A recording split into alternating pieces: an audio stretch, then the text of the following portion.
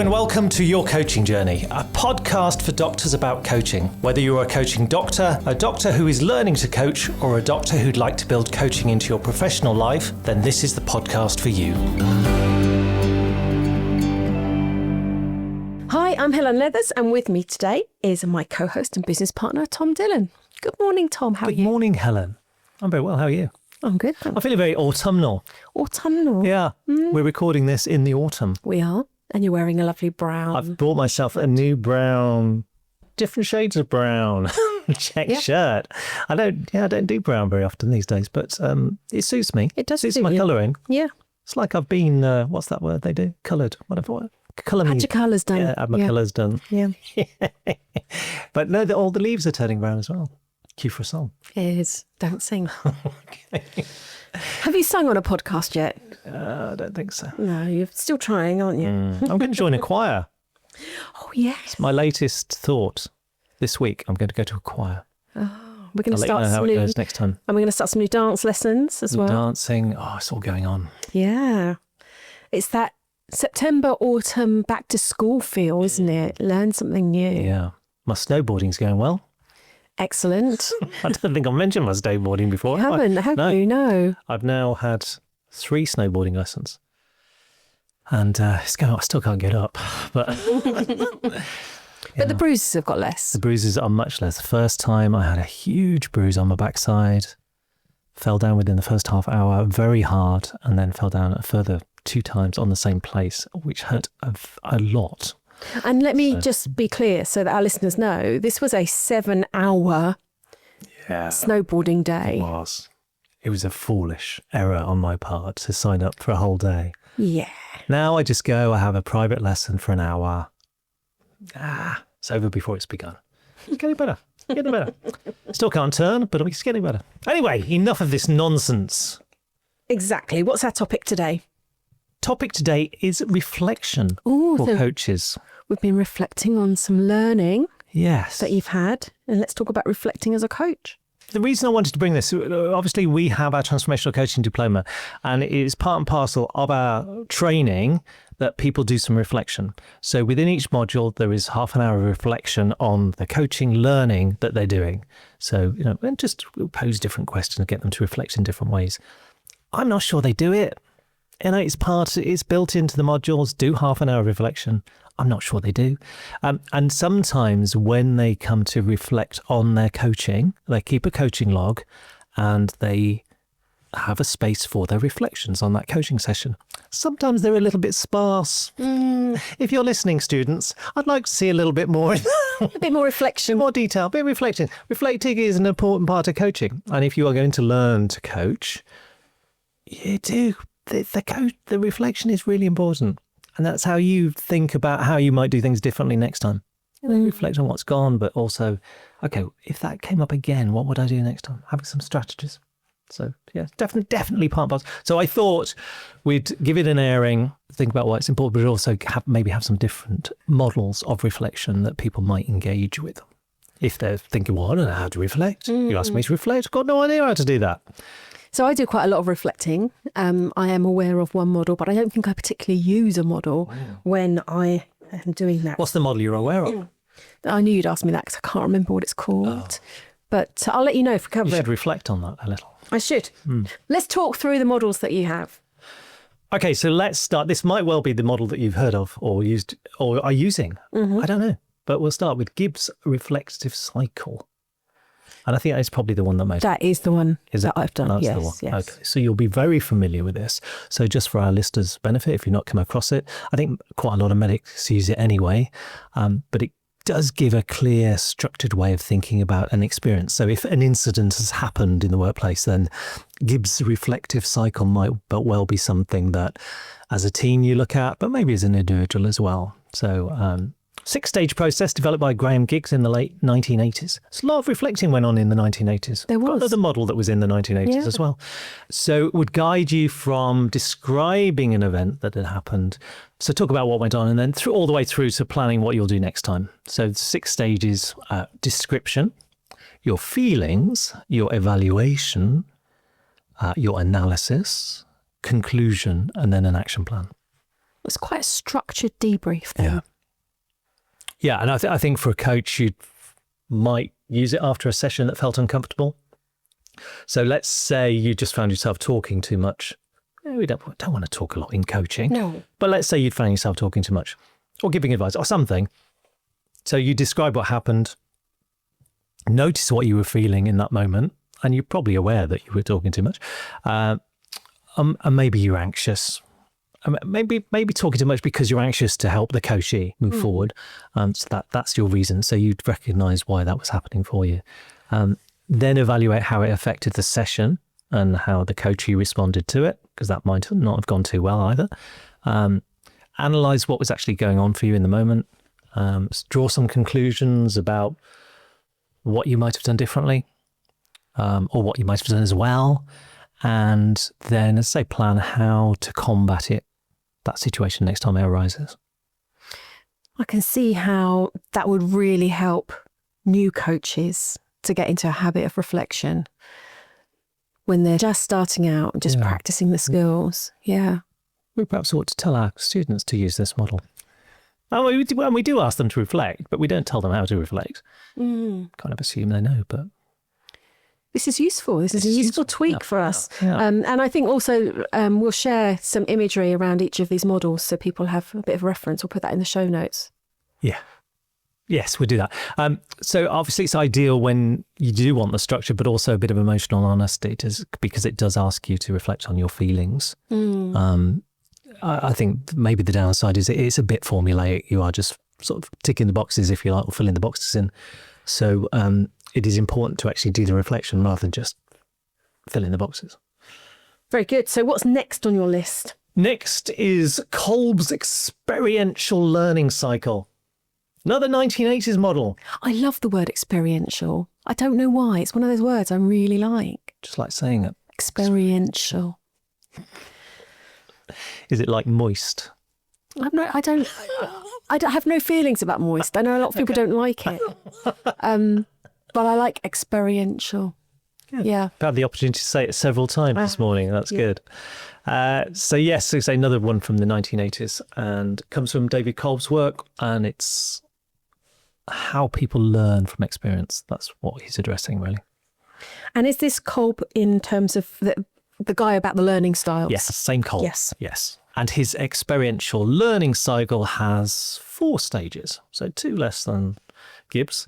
But it's a continuous loop. So we have a concrete experience, we have reflective observation of that experience, we have some abstract conceptualization, and then active experimentation. There's quite a lot of words. Yeah, I like that big word of conceptualization. Yeah. Also, I worry we could stay in a loop of reflection perpetually. Reflection's good. Perpetually? It's another word I quite like. When do you stop? When would you stop your reflection? Maybe when you're doing. Yeah, but that's part of his thing. With concrete experience. Explain There's some more reflection. So explain the model. I think just linking this back to snowboarding. So I'm constantly reflecting on my snowboard because I want it to get better. I do want to be able to do it. My grandson, who's a bit ahead of me, he started before me, he can now do it. So he's off on the slopes. But it's kind of stopped reflecting on it. And I've kind of talked to him recently about, he wants to do some tips and tricks, that sort of stuff they do on snowboards, but isn't really thinking about it. So we've booked him another lesson so that he can reflect on what he wants to do, where he is with his snowboarding, where he wants to get to. So then when he comes for the lesson, he can have that concrete experience and then go off and reflect some more. I see. Kids, eh? So just go back to the abstract conceptualization. It might need a bit of explanation. Yeah. So it's where the individual has the experience and then forms new ideas, kind of links it into their previous knowledge, but also maybe ties it into other theories and concepts, and then brings logic to that conceptual stuff just to tie it all in, to see what's actually happening. So it just increases their awareness. And then obviously they can use that to address future situations when they arise. So it's a learning cycle. You have an experience, you reflect on it, you draw conclusions, and then you test those conclusions. Yeah, so that's the active experimentation at the end, is testing it out.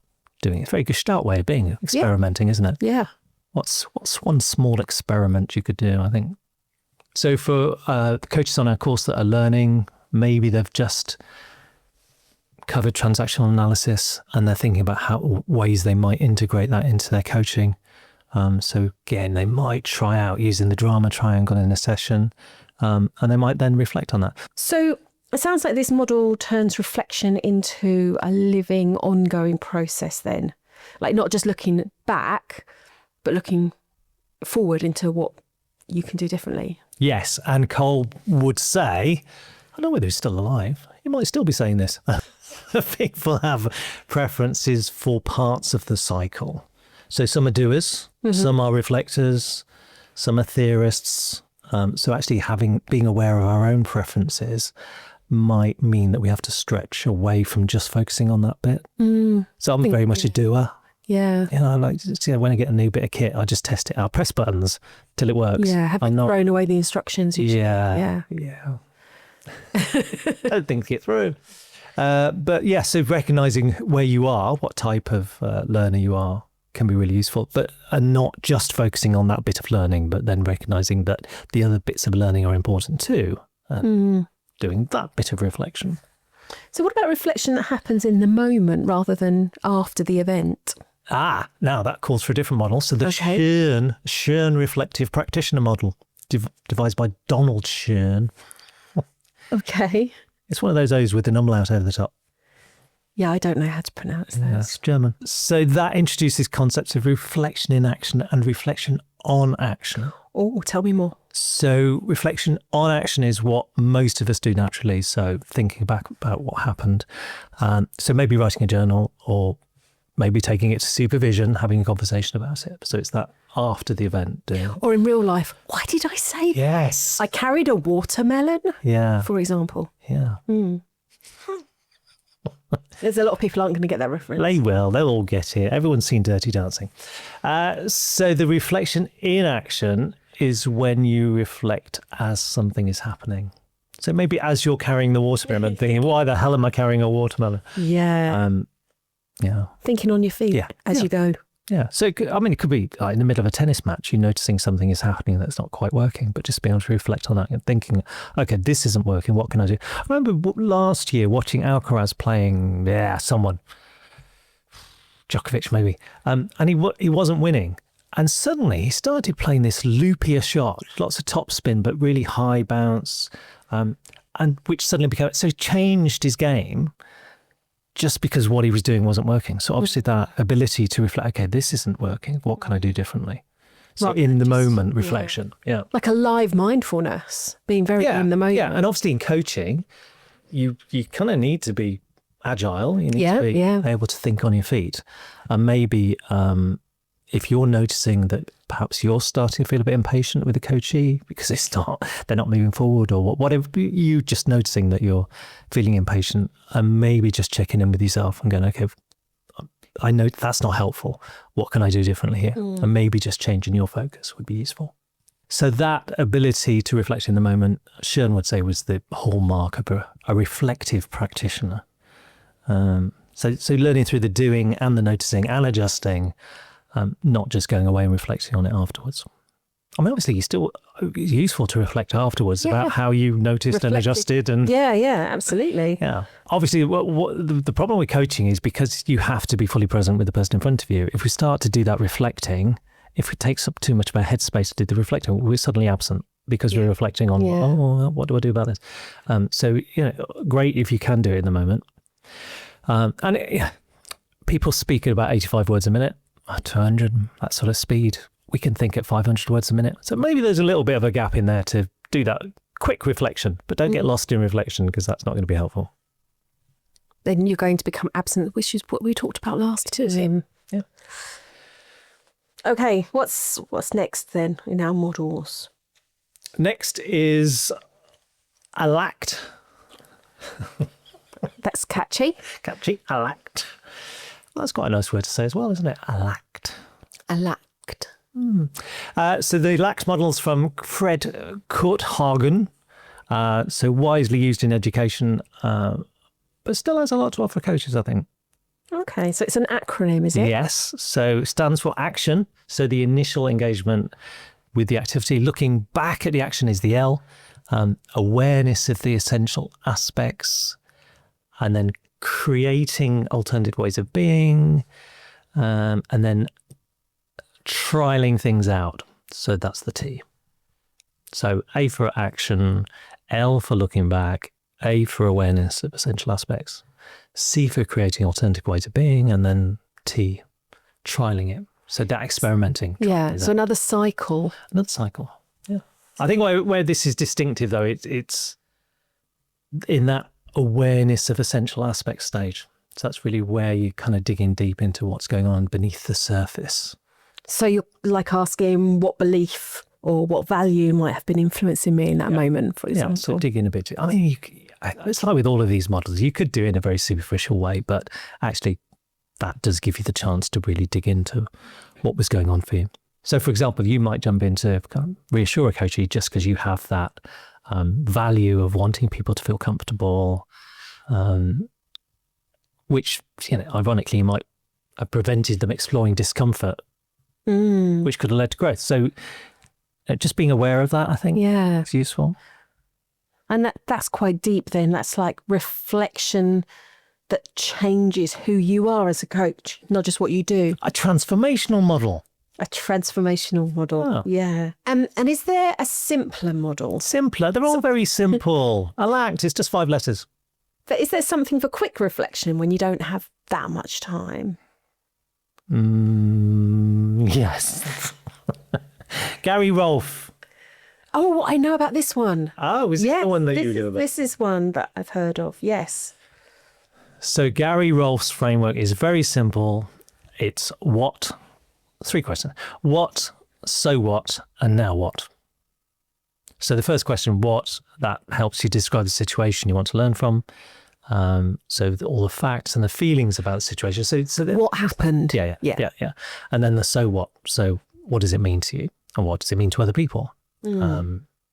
So that ability to question what we know, so what's true and what's not true in the situation,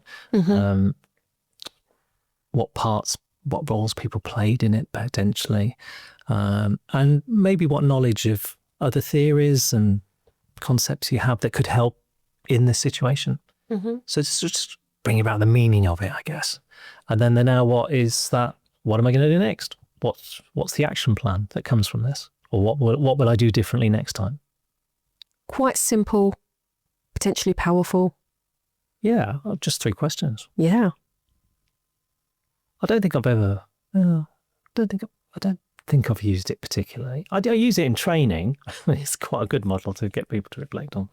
But I used it in one of my early master's modules a couple of years ago.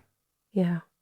Oh, it's quick and easy. So think about our students, if they're filling out their coaching log and they want to reflect on what happened in their coaching, then it is, what happened? So what did it mean? And how does that inform my learning for going forward? What will I do differently in the next session? Yeah. There you go. Students, what? So what? Now what? Now what? Excellent. So that's 5 models already. But how do coaches actually do reflection in practice? How do they reflect? People do it in all sorts of different ways, don't they? So some people will journal. I mean, I do write up my coaching sessions after every coaching session. Maybe not immediately after, but I will write up what's gone on. Part of it is an aid memoir for next time, but some of it is that, okay, what actually went on and what did I do well? What did I do not so well? So that's something I always do. And I think in doing that, then causes further reflection. So having done the writing, I don't just park it then. That will cause me to think more about it later. So there is that continual reflection about it. So I think journaling is something that people do. I think taking their reflections to supervision and actually discussing them. And I think I do find that useful. When I only have supervision every couple of months, but I do tend to take live cases to my supervisor and talk through what was going on. what was coming up for me. So that's a great way to do it. But I think it's one of those things. It's what works for you. I know we're not being prescriptive. We've offered some models that might be helpful to people, coaches, and whatever works for you. But, and in the case of our students, we do want them to write it in their coaching and learning log, so that journaling process would be useful. They could I think the key is to go a little bit deeper than just capturing what happened. And actually really reflecting on what it means to you and what it means for your practice as a coach. So that the deeper stuff, I think, is useful. So the deeper we go, the more transformational the learning. Yeah, so obviously something like the Gibbs model starts you off, but then ELACT can take you into that more transformational territory. So if someone's listening and they want to start building reflective practice into their coaching, what would you suggest? Just do something. So maybe start small, maybe use Rolf's 3 questions and just do it for every session that you do in your coaching. And then maybe once a month, pick one of the sessions and explore it in a deeper way, maybe using Gibbs or the ELACT model. That sounds like a good plan. And perhaps bring some of that to supervision. Yeah. So hopefully all our coaching listeners are having some supervision, because I think that's a great way to allow someone else to reflect on your reflections and maybe see blind spots that you're not aware of, and just be able to draw those out for you. And I suppose the key to this is to be kind to yourself in your reflections, not to beat yourself up if things don't go perfectly. Yeah, I think it's very easy, isn't it, to think, oh, that didn't go well, oh, I'm a rubbish coach, but, you know. And reflection can be about what went well as well. Yeah. It doesn't have to be. We tend to go to that place of, oh, what went wrong, but actually what went well. Yeah. And what can we learn from that? Holistic. Covering it all. Yeah. Absolutely. And obviously trying to increase your self-awareness as you go, but definitely an act of curiosity and love. Rather than criticism. Yes. Excellent. So you've taken me on a real tour today from Gibbs' 6-stage model or cycle, Kolb's learning loop, Schoen's reflections in and on action, the deeper work of ELACT, and finally Rolf's elegant 3-question framework. Yeah, we've gone back to simple, haven't we, with Rolf, but maybe we should have started with him. But anyway, we've given you a bit of a tour of different reflections, and you might already have your own favourite. Do let us know if you've got one that we've not covered. But yeah, hopefully people have found that useful. And the important thing there is simply to do it, really. Have some time to reflect, to create that time, to pause, notice what you notice, and what can you learn from that? What can you take forward? Yeah. And experiment with the different models. Find one that suits you. Excellent. Well, thank you for that. I've learnt loads today. Wonderful. I've enjoyed it too. Thank you. Fabulous. Next time on the podcast, we're going to be talking about life positions. Life positions. Interesting. Just do that in your imagination. See where that takes you. Okay. Brilliant. Thank you so much. Thank you, Helen. See you Enjoyed next that. time. See you next time. Bye for now. Bye for now.